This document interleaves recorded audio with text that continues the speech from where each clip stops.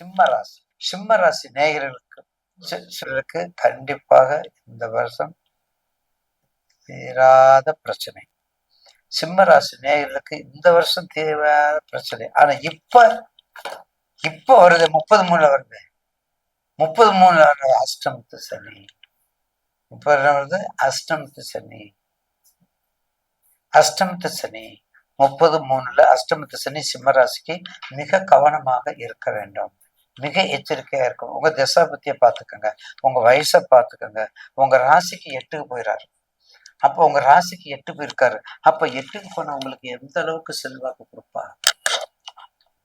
போக்குவரத்துல கவனம், வேலையில கவனம், பணியில கவனம், பணி பட்டத்துல கவனம், உறவுகள்ல கவனம்.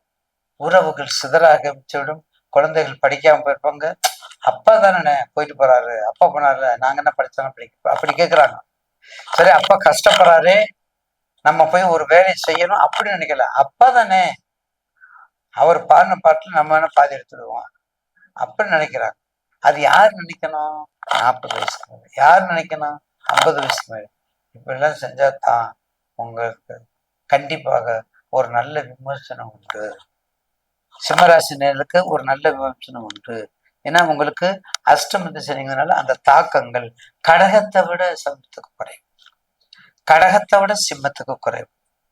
மறந்துடாதீங்க. வழிபாடு சிவ பஞ்சாசரம், ஆதித்ய ஹிருதயம்,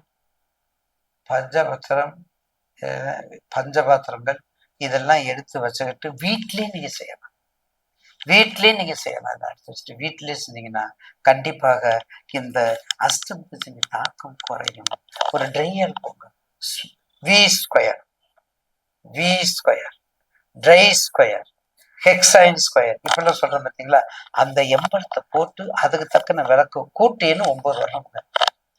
ஏன்னா உங்க சிம்மத்துக்கு யோகாதிபதி அவர் தான். அப்படி வந்தா ஒரு மிகப்பெரிய பலனை கொடுக்கும் என்பதுல மாற்று கருத்துல சிம்மராசி நேயர்களுக்கு வணங்க வேண்டியது திருமுறைகள்.